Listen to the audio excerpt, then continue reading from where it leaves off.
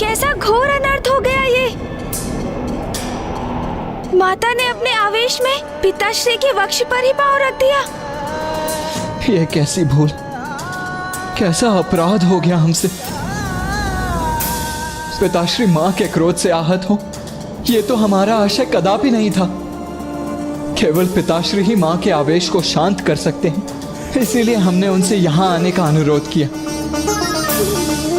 किंतु ये तो उसके विपरीत ही हो गया है। नहीं पुत्र गणेश, नहीं कार्तिकेय, कुछ भी विपरीत नहीं हुआ है। जो हुआ है उचित हुआ है। देखो गणेश, तुम्हारी युक्ति सार्थक रही। अपने हृदय को शांत करो और देखो, जिस प्रयोजन से महादेव यहां आए थे, उन्होंने वही तो किया है।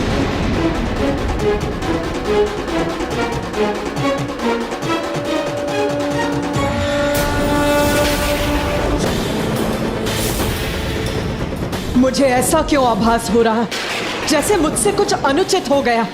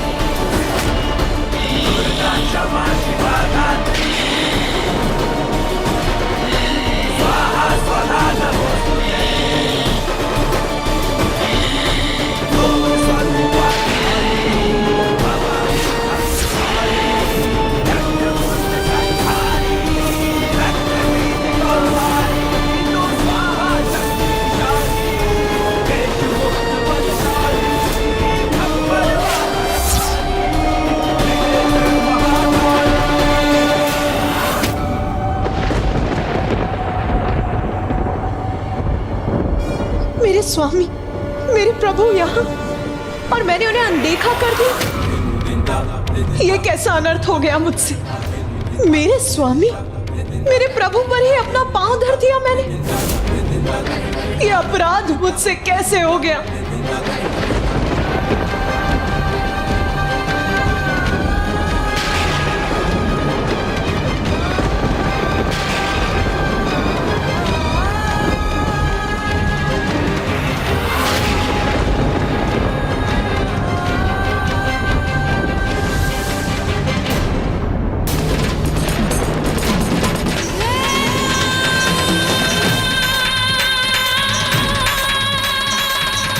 उमा, आपके मार्ग में स्थित होने के लिए मैं विवश था। आपको शांत करने के लिए मेरे पास कोई और उपाय नहीं था।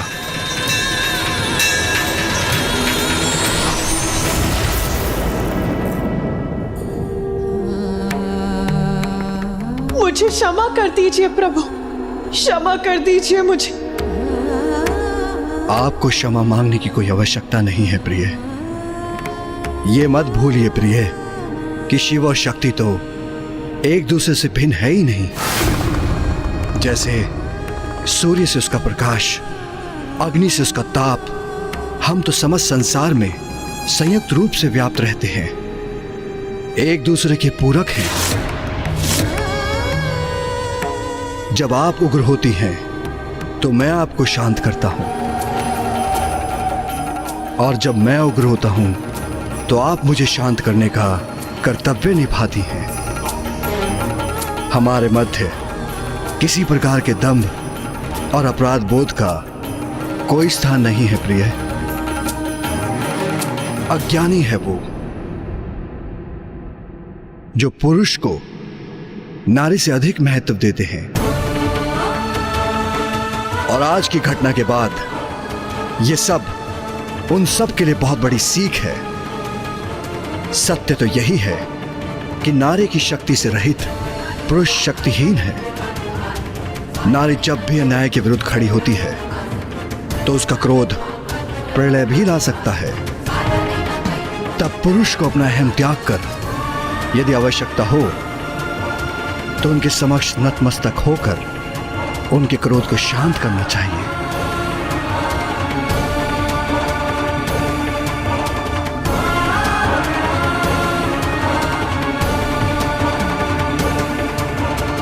माता, आज शुंभ के असुरों का विनाश करने की प्रक्रिया में आपने हमें इस अद्भुत लीला का प्रत्यक्षदर्शी होने का अवसर प्रदान किया, जिसमें स्वयं पिताश्री इतने विनय पूर्वक आपके क्रोध को शांत करने हेतु प्रस्तुत हुए। हम कृतार्थ हुए माँ।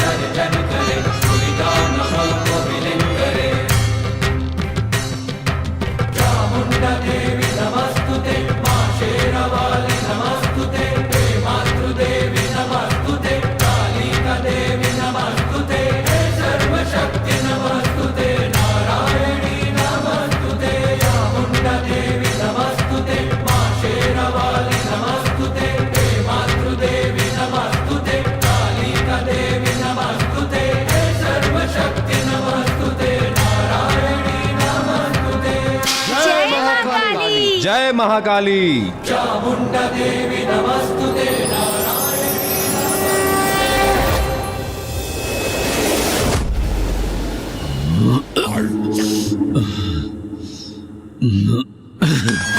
स्वर्गाधिपति शुंभ का मुकुट कोई नहीं छीन सकता।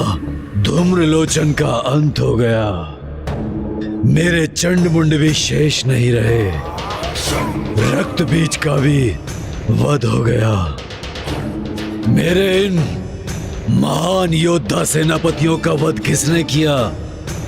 किसने किया? किसने किया ये सब कुछ? बस एक तुच्छ नारी ने।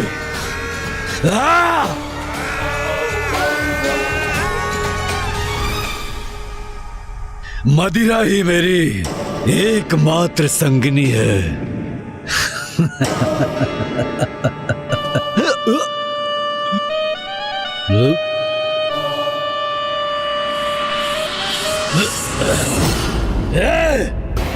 कौन है वहां? मुझे प्रकाश पीड़ा पहुंचाकर अशांत करने का दुस्साहस कर रहा है। मैं हूं असुर महानायक, आपका भ्राता, आपका प्रधान सेनापति निशुंभ। भ्राता निशुंभ?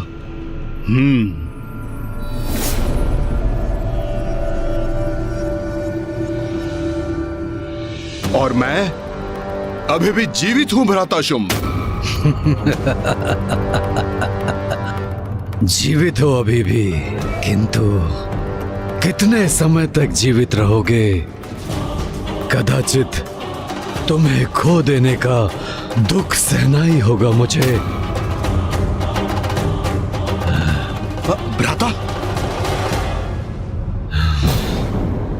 कितने समय तक जीवित रहूंगा?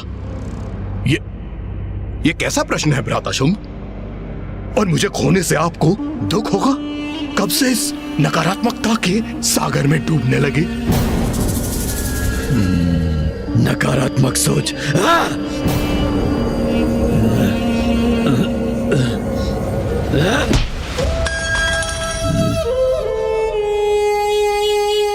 स्मरण है भ्राता शुंभ, आप वो हैं जिसके नाम से देवराज इंद्र भी कंपित होते हैं, और आज आप एक बालक के समान प्रतीत हो रहे हैं जिसकी क्रीड़ा करने की वस्तु कहीं खो गई है। और वहां एकांत अंधकार में बैठकर आप अपनी पराजय को स्वीकार कर चुके हैं। उचित कह रहे हो भ्राता, सत्य है, हाँ सत्य है कि मैं पराजित हो चुका हूं। मुझे ज्ञात है भ्राता शुंभ कि इस समय आपके लिए क्या आवश्यक है।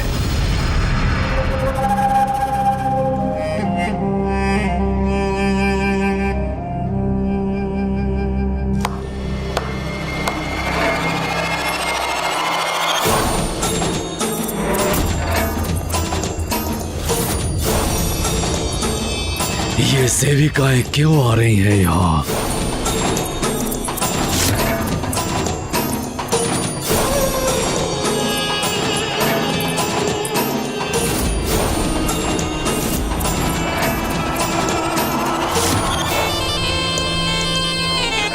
भ्राता शुंभ, आज की रात्रि आनंद उत्सव होगा यहाँ।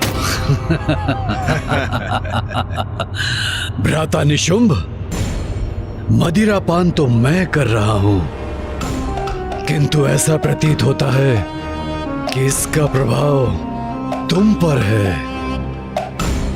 कैसा आनंदोत्सव, किसका उत्सव, कैसा उत्सव?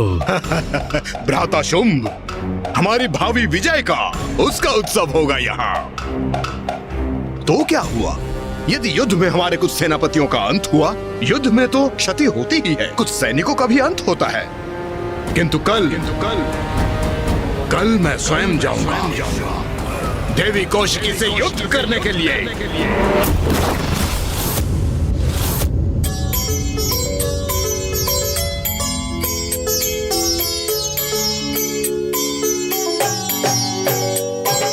जग जननी जय जय, माँ जग जननी जय जय। भयहारिणी भवतारिणी, भयहारिणी भवतारिणी, भवभामिनी जय जय। माँ जग जननी जय जय।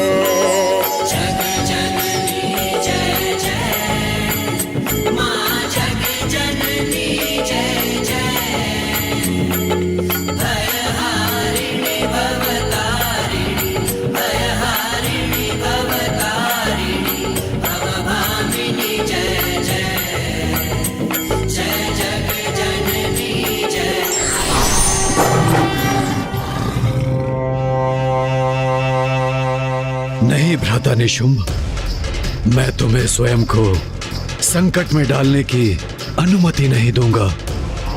तुम मेरे अनुज हो और तुम्हारी सुरक्षा का दायित्व मेरा है। इसलिए यदि कल कोई युद्ध करेगा तो वो मैं करूंगा, मैं। भ्राता शुंभ, आप मुझे सुख से वंचित मत कीजिए। मैं आपके लिए इस युद्ध में विजय प्राप्त करना चाहता हूँ। असुराधिपति शुंभ के विजय के लिए उस देवी से युद्ध करना चाहता हूँ। कदाचित आपको अनुमान भी नहीं होगा कि उस दुष्ट को पराजित करके अपने इस हाथों से उसे खींच के लाने के लिए कितना व्यग्र हूँ मैं। क्या ये संभव है? क्या वास्तव में निशुंभ उस देवी कौशिकी को बंदी बनाकर यहाँ ला सकता है? भ्राता शुंभ, शंका रहित होकर आप इस आनंद उत्सव में लीन हो जाइए, क्योंकि आज सभी अत्यंत उत्तम भोजन, मदिरा, वस्त्र, आभूषण आपके लिए एकत्रित की है। हाँ, कदाचित यही उचित है। तो कहिए भ्राता शुंभ कि आज अपने भ्राता के साथ विजय उत्सव का आनंद लेंगे। तुम्हारे विश्वास ने मेरी निराशा को दूर कर दिया है भ्राता निशुंभ। आज की रात्रि उत्सव होगा, हमारी विजय का उत्सव होगा। तो लीजिए भ्राता, आपके लिए मैं सर्वश्रेष्ठ उपहार प्रस्तुत करता हूँ। आज होगा आनंद और कल होगी हमारी विजय। हाँ भ्राता, हाँ। तू ही सच्चित सुखमय शुद्ध ब्रह्म रूपा,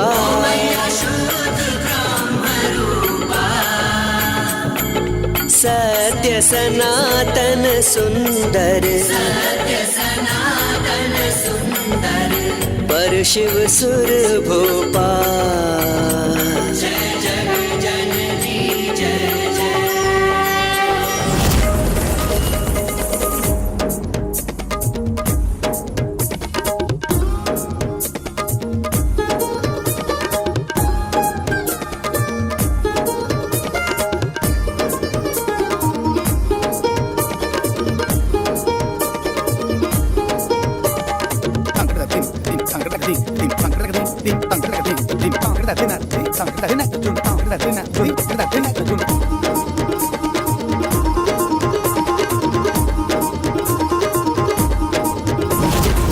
आदि अनादि अनामय अविचल अविनाशी, अविनाशी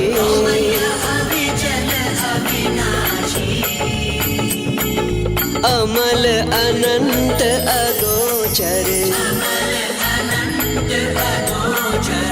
अज आनंद राशि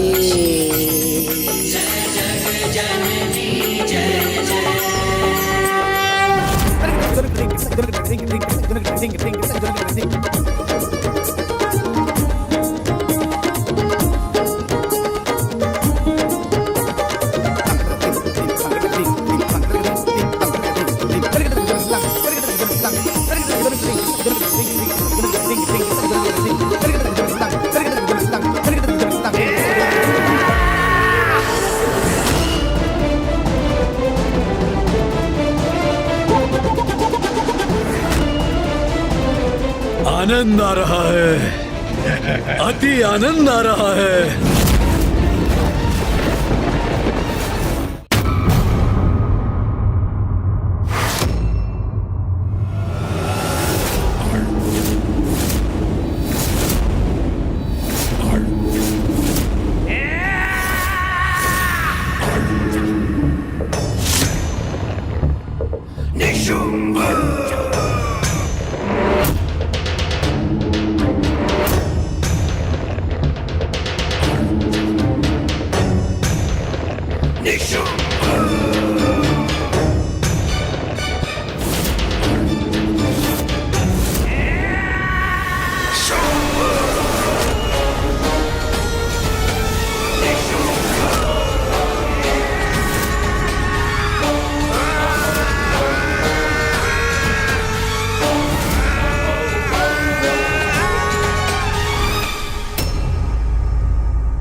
भ्राताशुम,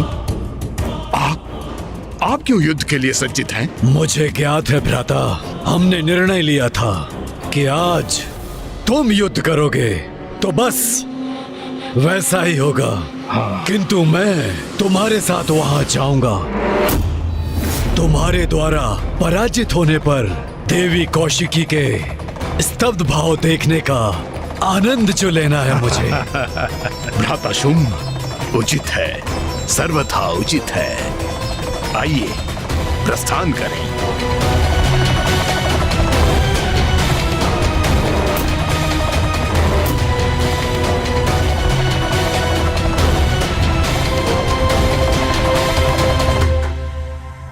हो रहा वही है विंध्याचल पर्वत। अच्छा, तो यही स्थान है। वहाँ छुपी बैठी है देवी कौशिकी। प्रतीक्षा करो देवी, हम शीघ्र ही तुम्हें बंदी बनाने आ रहे हैं।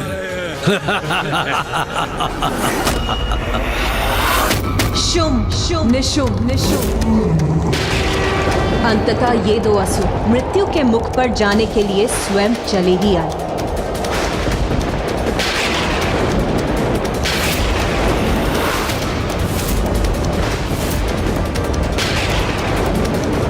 अभी तो आकाश पूर्ण रूप से निर्मल था, उजला था, फिर अचानक प्रकृति में इतना परिवर्तन कैसे आ गया? ये काले मेघ कैसे उत्पन्न हो गए?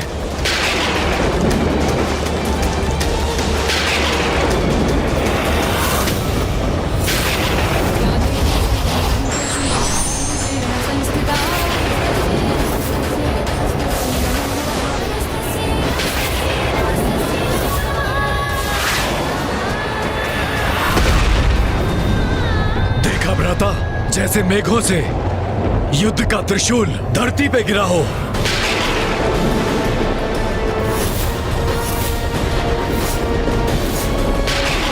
ये काले मेघ, ये भयंकर गर्जना, उसके साथ ये भीषण विद्युत प्रवाह, ये अचानक से कैसे उत्पन्न हो गए?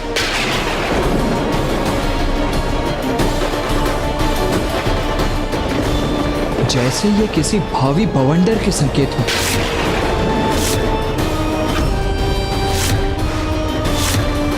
अब एक निर्णायक युद्ध के आरंभ होने का समय आ चुका है, किंतु वो युद्ध इस भयंकर बवंडर से सहस्त्रों गुना अधिक घातक और महाविनाशकारी होने वाला है।